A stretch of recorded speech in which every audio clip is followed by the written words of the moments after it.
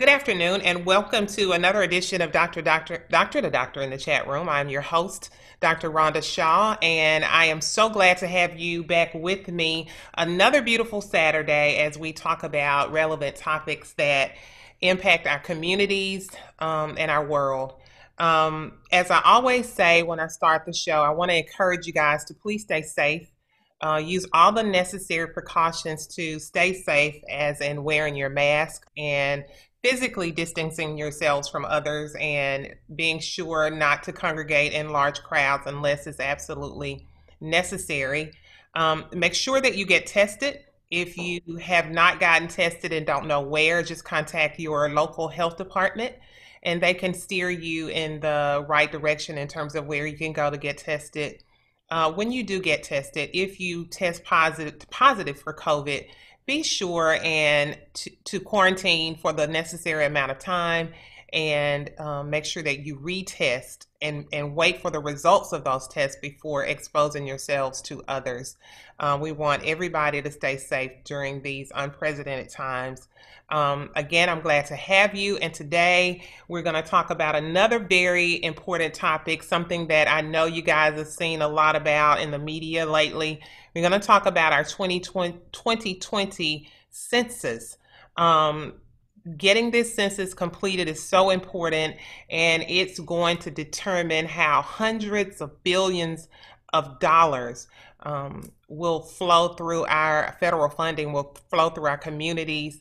And we want to make sure that you have all the information that you need about the census. I think that there are so many myths and rumors and so many fears, but this funding is going to shape many different aspects of our community, no matter the size and no matter the location. And we want to get you as much information about it as possible. And I have just the person with me today to do that. I have Miss June Iljana from the Tennessee media, she's a Tennessee rather media specialist for the US Census Bureau. Hi, June, how are you? Hello there, Dr. Shaw. I am great, and I want to say thank you so much for inviting me on your program and sharing this important information with your listeners. Absolutely glad to have you here today. If you want to just give a little bit of your background, would you do that for our listening audience, please? Sure, I'd be happy to. I moved back to Tennessee about 2 years ago after a lengthy stay in California, and I couldn't be happier to be back in Tennessee. And I was very fortunate when I moved to Hardin County that this job with the Census Bureau came up. And like most people, I didn't know very much about the census before I started working for the Census Bureau. And I feel really fortunate because I now have had an opportunity to get to meet some amazing people across the state Mhm. and serve our communities and help make sure that they have the resources they need over the next 10 years. It's been a real blessing to be able to have this experience. And as we wind down, I know that I'm going to be missing it. Yeah, yeah. I think what we should probably do is let's just talk about what the census is, and let's give the audience a little bit of background about what it is and why we do it. Yeah, a lot of people have heard about the census, but they're not aware that the census is established in our US Constitution. It's Hmm. really, I like to say, one of the foundations of our representative democracy because the census exists to make sure that the people have power over their government. Hmm. The census, first and foremost, which a lot of people do know, is used to determine how many seats in the House of Representatives each state has. And that was intended to make sure that the larger, more populous states, um, that the more populous states had an equal voice in government with the less populous states. So it's just a way to even things out. Hmm. One thing a lot of people don't know is that our census is also used to ensure fairness economically among our different states. So our official census population count is used to redistribute federal tax money back to the states based on their population. Okay. Wow. It's really important. It is important, and I think that there are just so many rumors and myths that have just caught on over the years about it, that deter people from, completing the census. And then some of it is just no information or misinformation. Um, Tell me why it's so important, that we complete it and that we include everybody within the household. Yeah, in the state of Tennessee, the money that comes down to the state through the federal government is given back to counties and directly to cities based on a formula that takes the exact number of your population into consideration. So, down to the dollar, the amount of money that, for instance, Shelby County and Memphis and other surrounding communities will get is based on every single person that is counted. And that money is used for things that we all depend on. It's used to fund our education, first and foremost, Mm-hmm. and health care for everyone. That money provides services through 10 Care as well as young mother programs. Hmm. So these are things that people rely on. But in schools, even the census data is used to determine how much funding we get for school meal programs. And a Hmm. lot of young families rely on that every single day. Other things like public safety, fire departments, disaster response. When we have a flooding situation or like in California, huge fires going on right now, when a tornado comes through our area, the amount of funding we get from the Federal Emergency Management Agency is based on our official census population. So it's really important for that area as well. So when we as a society are complaining about, they only gave this much to us in education. They only gave us this Mhm. much in this. It's really because of the census. That's right. I mean, education is funded in multiple ways, but the biggest portion of the money we get for our schools The federal. comes from the federal government. That's right. Okay. Um, I know that there's been some talk about when the census will end. Can you speak to that? You know, it has been a moving target. I'm sure you know this, Hmm. but there's been a lot of court activity around the census, and things are just like in so many parts of our society right now, things are in a bit of a flux. What I like to tell people is the census ends for you once you respond to the census. And Hmm. after you respond to the census, you can let your friends and neighbors know that you're counting on them to answer the census as well, Hmm. so that every person counted makes a difference. Hmm. And when the census wraps up is something that is in the courts right now. But for me, my focus is on encouraging people to, number one, go online, call on the phone, or send in that census form and make sure you've done your part as soon as possible. If a census taker comes to your door, which they are doing throughout the nation right now, I want to encourage everyone to please cooperate with that census taker because they are doing an incredibly important job and service to the community. So speak a little bit about that, when they come to your door, because, I think, in the times that we're living in, um, is there a specific standard way of doing things when they approach you, when they come to your door? What should they do? What should someone expect if they were to come to their homes?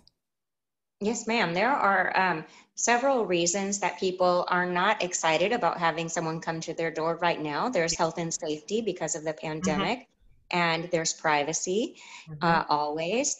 And also, people just, don't want someone coming to their door. So if It's you don't safety. mind, Yeah. I'd like Hmm. to give you a website address where people can avoid that by going right online right now and spending 5 to 10 minutes to provide some very simple information. And that website address is 2020census.gov.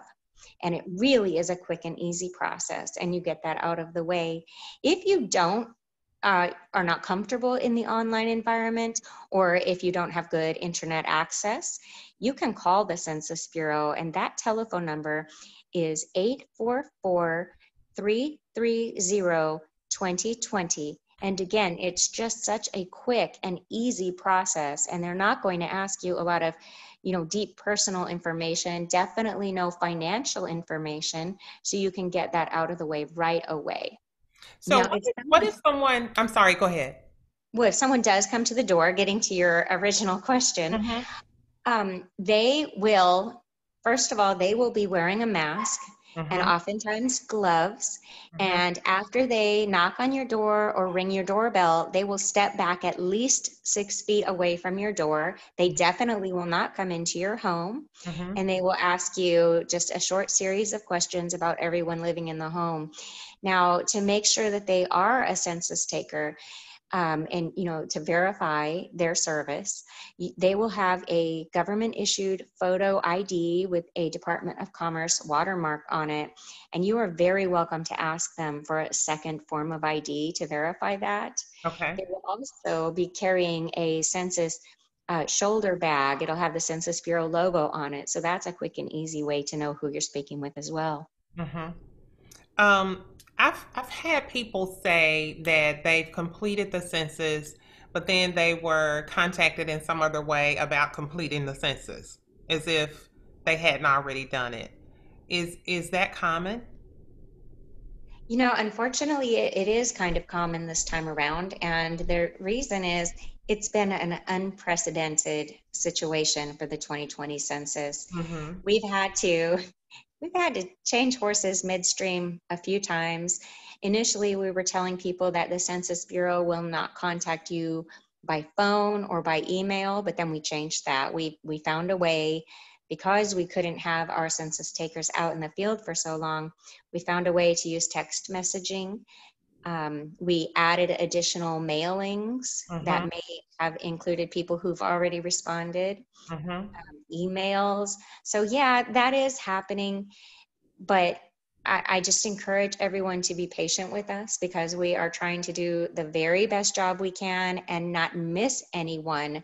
I would much rather we uh, bother people a little bit more than we would like to, Mm-hmm. and ensure that we don't miss anyone, than I would to find out that people were not counted. Is there some way to ensure that, if that happens and the person, because the one of the persons that talked to me about it said that they just did it over. So is there any way to ensure that people aren't counted twice?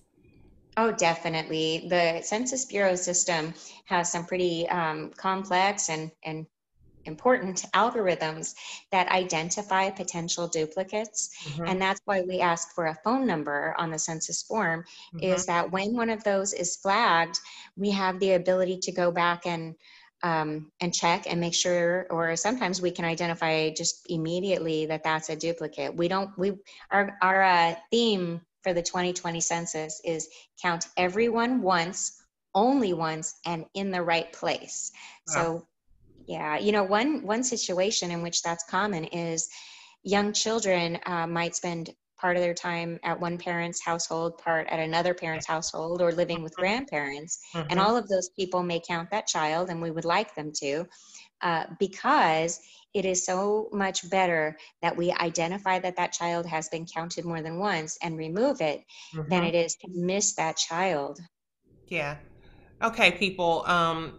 To complete the 2020 Census Bureau, and it is very, very simple. You can just go to 2020census.gov. That's 2020 census dot gov. 2020census.gov, or you could call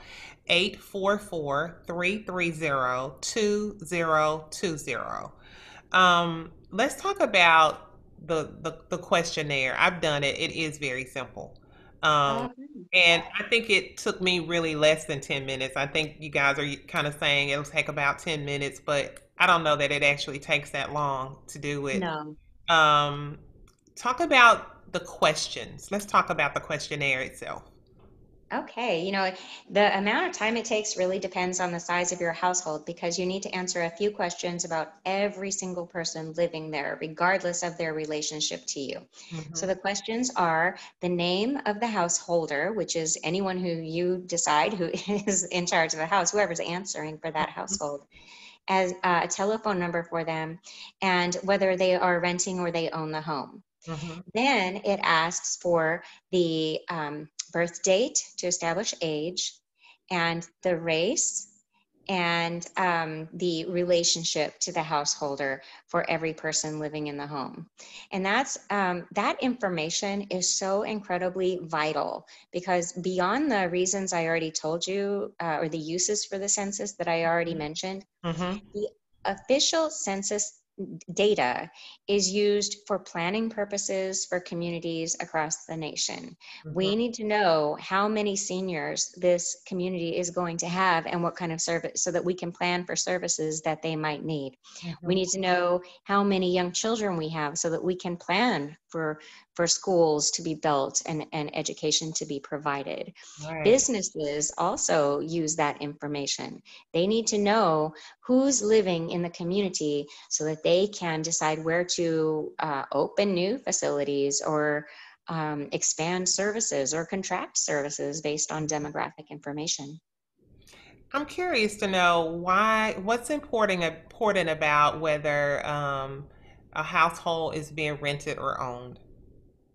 That information is used as part of the algorithms I was telling you about so that we make sure that we count every household and don't double count certain households.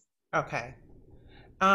So should I list relatives and people living in my home that are not related to me?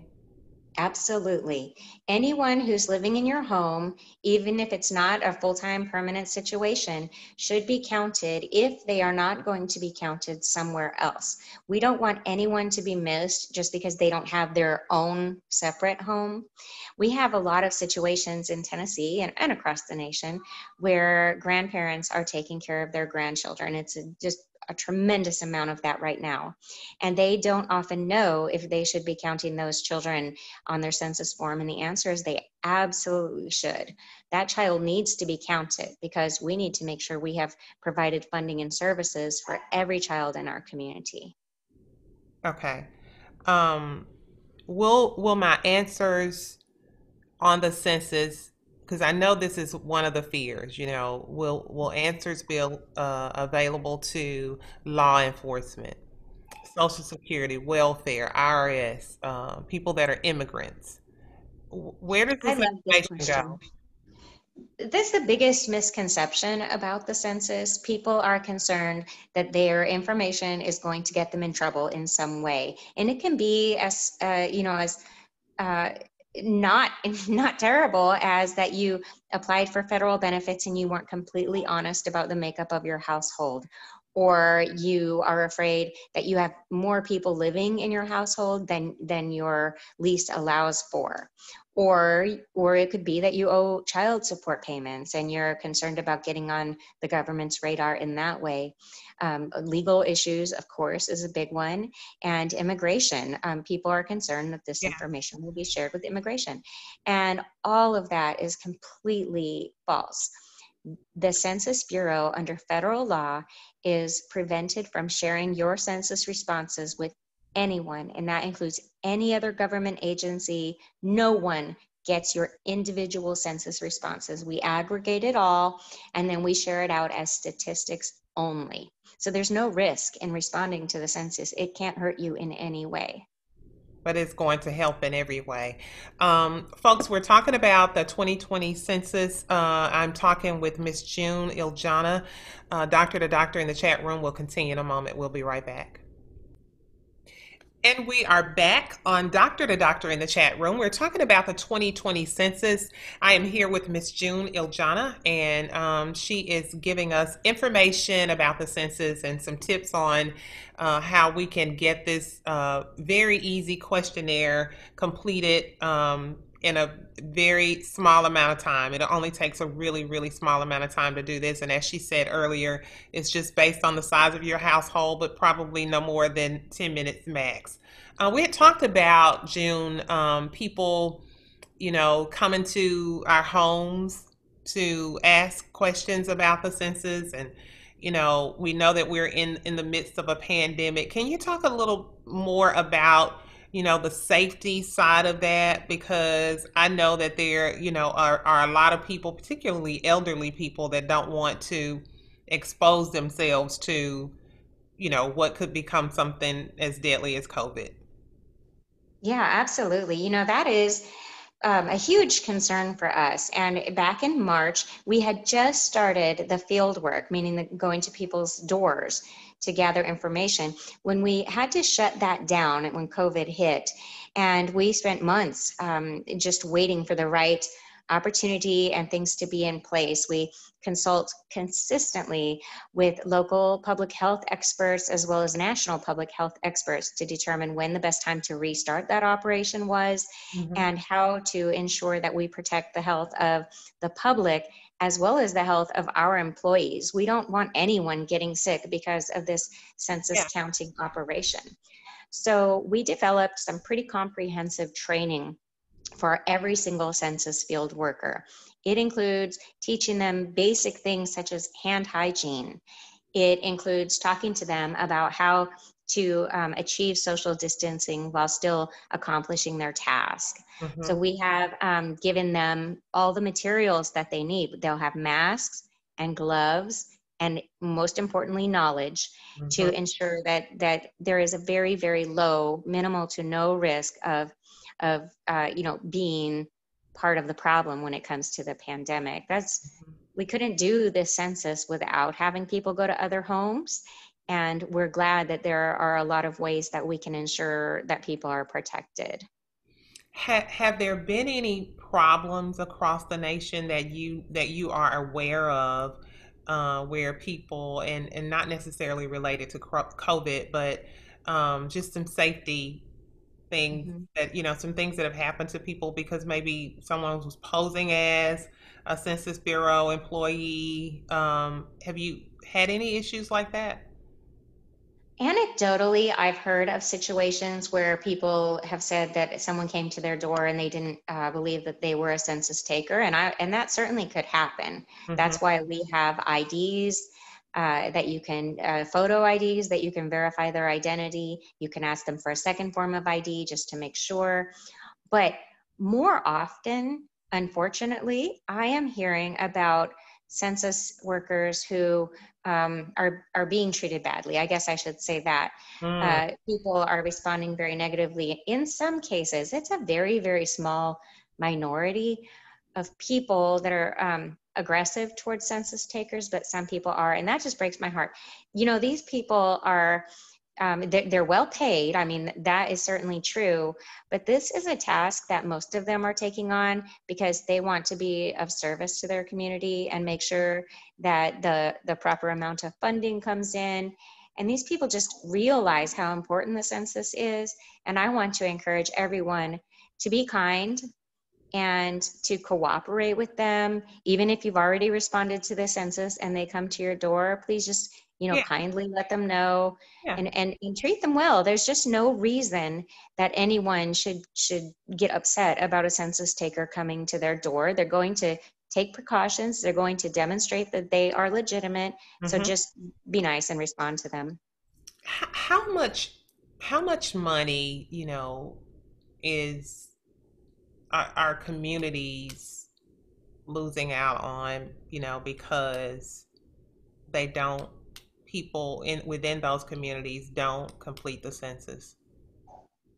That's a hard number for me to quote because the Census Bureau doesn't have official figures on how much money it impacts each community. But I can repeat something else I've heard to you that a lot of people are using, and that is George Washington Institute did a study not very long ago, about a few years ago, that showed that the state of Tennessee receives approximately $1,091 per person counted every single year for 10 years. So if you, for instance, did not respond to the census, you're costing the state of Tennessee over $10,000, and that just hurts everybody.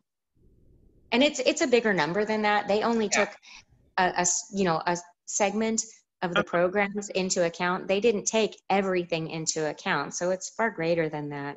Are there particular demographics or groups that tend to not respond more so than others? Yeah, we do have some groups in our communities that are considered to be harder to count than others, or less likely to self-respond to the census. And it's a shame because these groups are the ones who need the services and Right. benefit most from the services.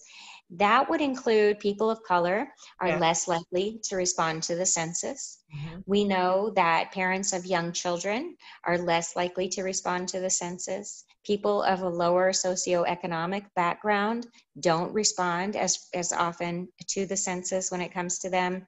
Hmm. Um, Elderly people in some cases. A big one is our rural communities are not responding as much to the census. And there are different reasons for all of these, but also one similar reason. And that is they don't have at least this year, the first year we've offered internet access, they don't all have internet access or reliable internet access. Hmm. Um, Other reasons, or they think it just doesn't matter.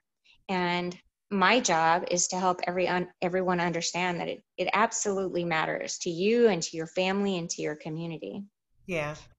I know that a lot of the school districts are virtual and, due to COVID, and they are having to provide the students with tablets, computers, and devices Mhm. to use, and with hotspots, and making sure that they have access to internet.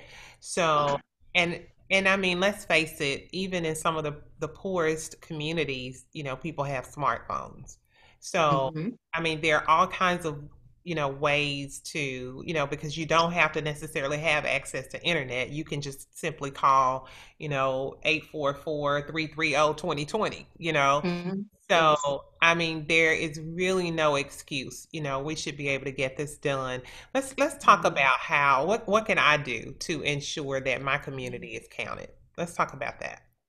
Yeah, there are a ton of ways that you can encourage your community to be counted. I can tell you about some of the things that the Census Bureau and our partners have been doing to outreach to specifically those harder to count communities. Hmm. For instance, you mentioned schools. We have a really robust program called Statistics in Schools, and that goes on all the time, not just during a decennial census Hmm. year. Hmm. Um, so we provide educational programs that anyone can access, and I'll give you that website as well. It's census.gov/schools, and for parents that are home with their children, trying to make sure they get an education right now, in many ways, you can go on there and access really thorough curriculum based learning resources for your children. It's not all about the census, but it is all about using statistical data. And that is a huge part of the future workforce. And so it's very valuable. We spent, oh gosh, a year, the past year, going into schools up until they closed, talking to teachers about how to use those resources, and especially about how to reach out to parents and make sure they understand the importance of the census. And so that's been one way we've reached out. Another way is through churches. We Mm. are working with churches and religious organizations all over the state to encourage them to tell their congregations how important the census is and to please respond. We've had a couple of census days of action through our churches, and that has been very effective. And did you know this, interestingly? Well, I'm sure you know, you probably know them more than most people, but the Jesus was born in Bethlehem because Joseph and Mary were there for a census. And that was, the first census. And we're the first nation that does a census not to tax or conscript as that one was, but in order to actually give people power over their government. Mm. So, and does it also help with, 100 years from now, if my great great great great great grandkids were trying to figure out who their great great great grandma was, Um, Yeah. yeah, okay. The census data is kept completely private for a period of 72 years, and Mhm. then it's made public. So right now we're releasing information from the 1950s. Oh, wow. Yeah. Okay.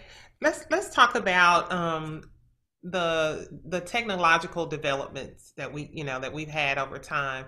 Is that going to give us more demographic data than the census with that, or no? Is the census still top priority? The census is going to actually this time use data that was developed in other ways, through different organizations than the Census Bureau.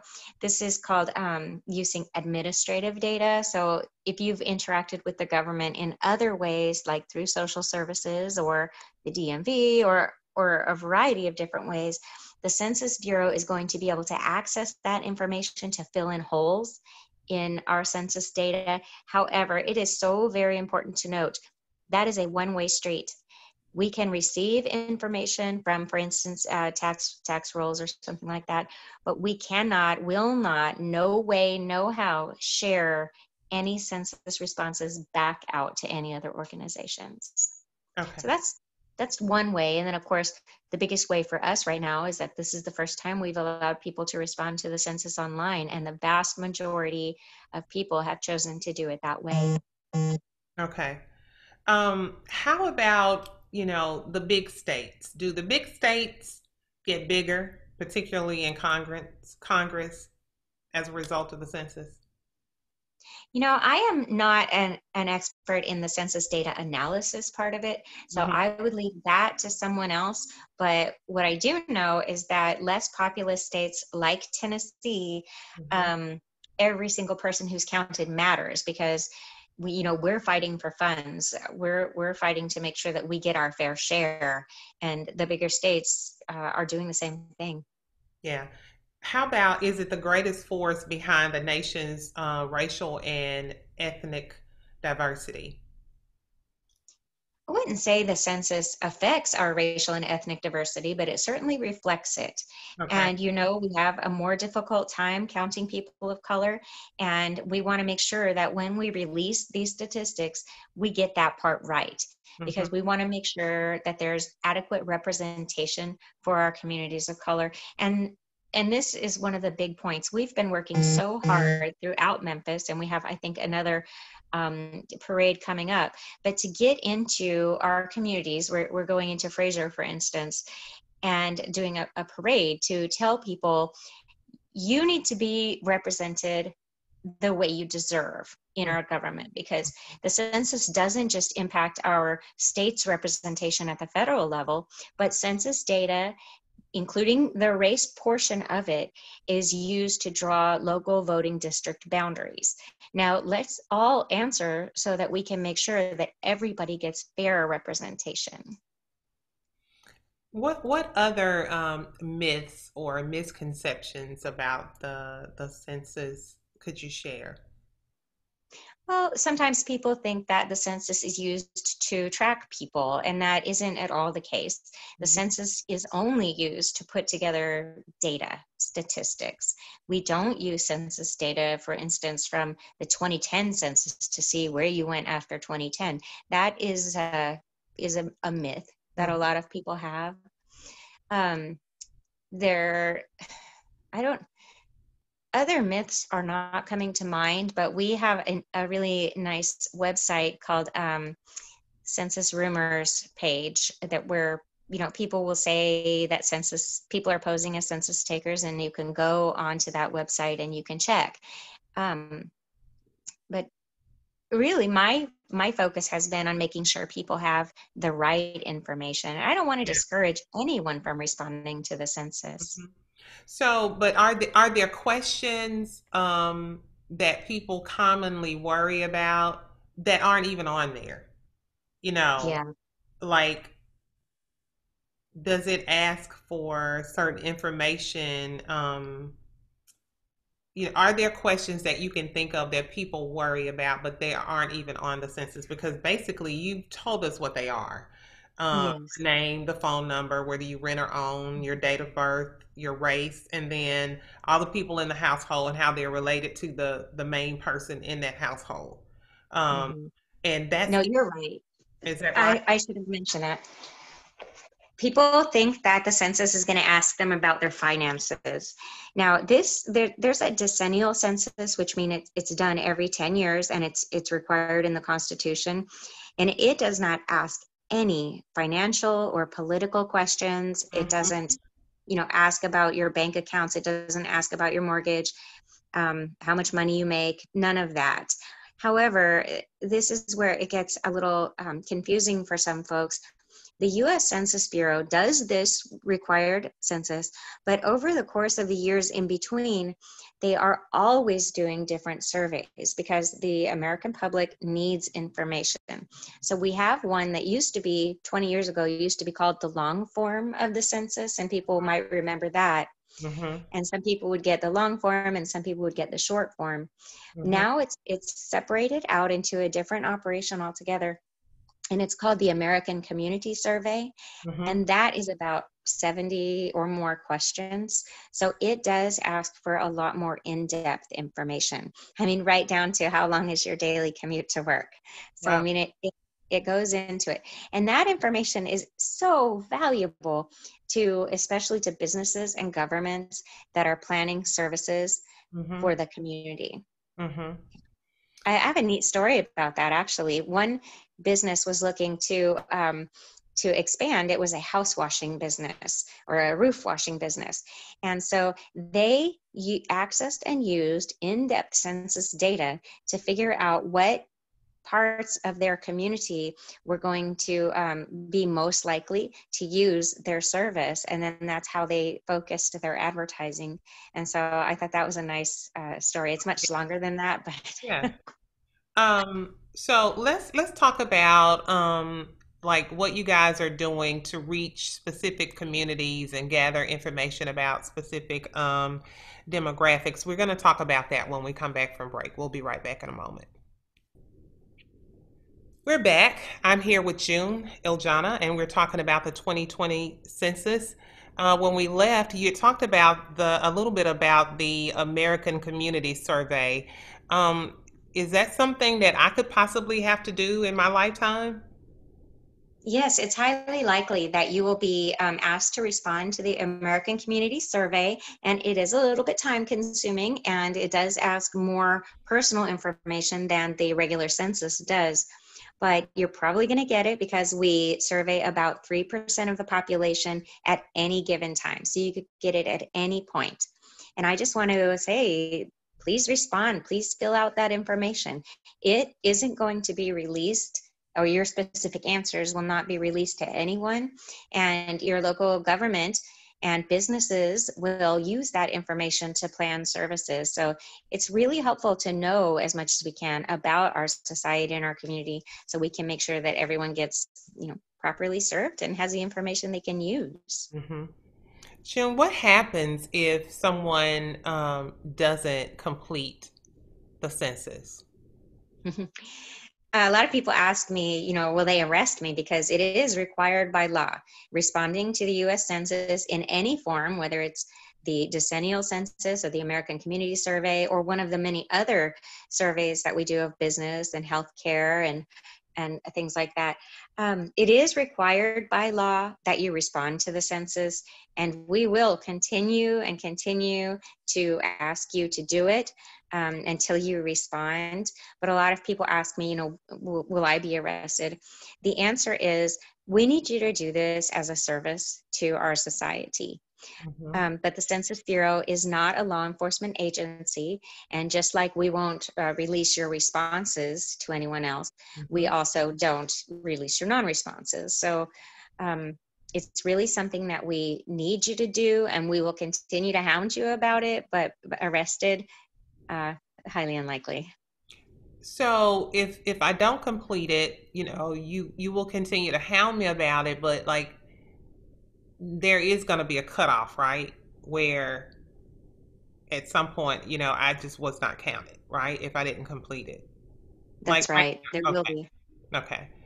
Um, Talk about what you're doing to reach specific communities, such as people of color.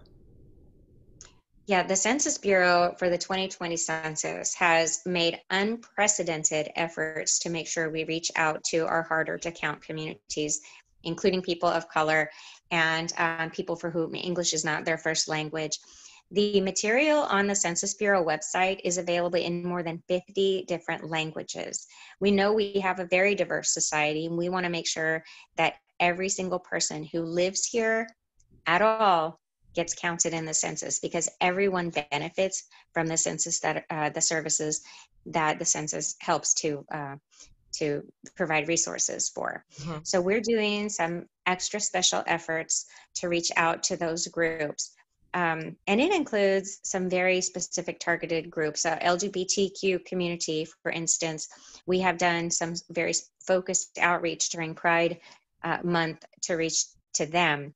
We have two designated Spanish speaking outreach staff members out of 25 here in the state of Tennessee, and many more staff members who speak Spanish and can talk with those communities. And we are doing special events in our schools, as I mentioned, to make sure that we can reach into those schools that serve the populations that are less likely to be counted. That is one way we're reaching them.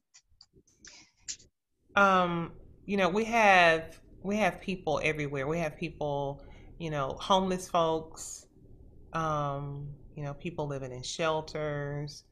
How are you guys reaching this particular population of people? We have a targeted operation that's happening September 22nd through the 24th, and it's in two parts. The first is that we will be counting people at places where they receive services. So, soup kitchens, homeless shelters, and food pantries, places where people go to get help. We will have census takers there, and we'll count them that way. The overnight hours of the 23rd, we will actually have census takers go out in large teams and go to places that have been identified through our partners, especially in social services, that where people who are experiencing homelessness might sleep. So we've identified those places in different communities, and we have a list of them in the Memphis area, and we'll go out there and we will encourage those people to be counted. And a lot of times there's going to be a lot of distrust in government. We have done thorough training of our staff members on this operation to be sensitive and to recognize that they might be dealing with people who have you know less trust in government, or have mental health issues, or have legal issues. And in all situations, being counted in the census isn't going to harm that person in any way. So we try to educate them about that and make sure that they're counted, because these folks need the services just the same as anyone else, or more so. Hmm. So how does it help someone that's homeless? I'm saying, is it going to just be that certain resources that we have available, shelters or whatever? Maybe we could have more Mhm. shelters if these folks are counted and they're counted as homeless. How does it help? Well, like you said, but one thing I have neglected to mention many times now over the past couple of years is that nonprofit organizations rely on census data as well. When Hmm. you submit a grant application to get funding for your homeless program, Hmm. or education program, or anything, almost all the time, that grant application is going to require you to include in there some official census counts of people in your community. It might be based on how many people over the age of 70 do you have in your community? How many people experiencing homelessness live in that area you plan to serve? It might ask about children of single parent households. So all of that information benefits nonprofit organizations in the same way as it does government organizations and businesses. Hmm.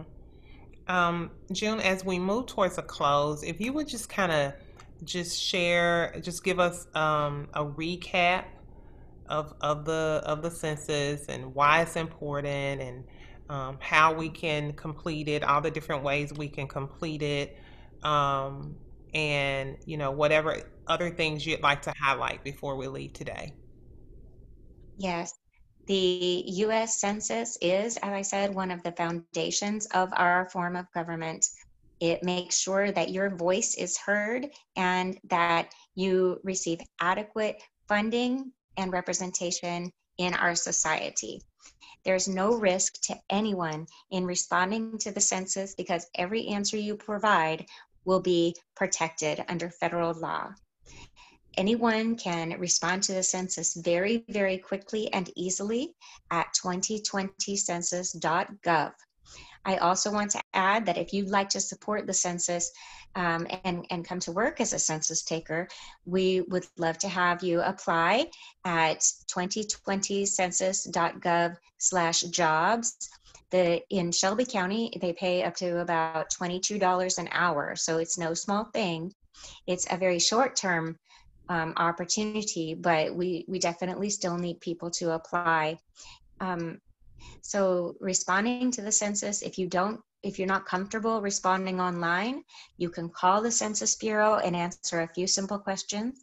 That number is 844-330-2020, and it's a quick and easy process that way too. We are doing one final mailing of questionnaires to households that haven't yet responded. So if you don't have your questionnaire anymore, you'll get one in the mail, hopefully, and you'll be able to just quickly fill in your responses and send that back. No postage required. Any way you're counted is fine with us. We just want to make sure that our community, I here in Tennessee, want to make sure that my communities are all completely counted because it will affect us for the next decade. If Mhm. we undercount anyone, any segments of our society or any individuals right now, we don't have a chance to rectify that for the next 10 years. So please take a moment just to respond and get it done. Tell us one more time, June, about the questions on the questionnaire, just so people can be sure it's painless and it's no risk whatsoever. Absolutely. Yes. The questions are the person who's filling out the form is the householder. So it's going to ask who the householder is. It's going to ask for a phone number so that we can follow up if we have maybe a duplicate or missing information. It's going to ask each person's name, date of birth, their race, and their relationship to the householder. And that is all. It is so quick and easy to complete And this whether you process. rent or own is on there, right? I'm sorry? Whether you rent or own is going to be one of the questions. Is that right? Yes, it's going to Okay. ask whether you rent or own. Mm-hmm.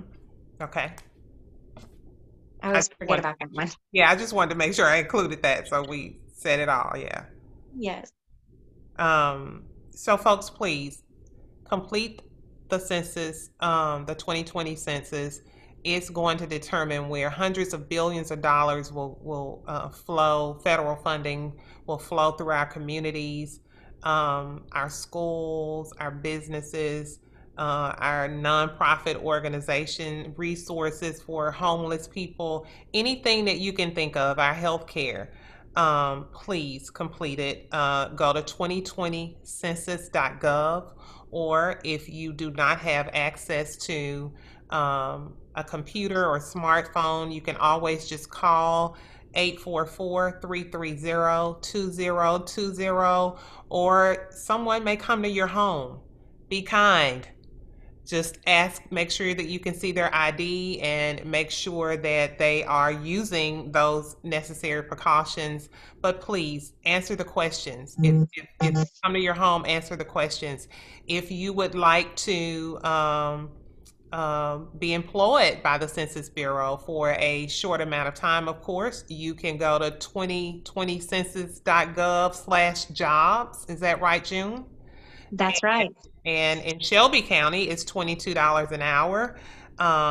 Go check that out. It's for people are really some people are struggling during COVID. Some people have had loss of income.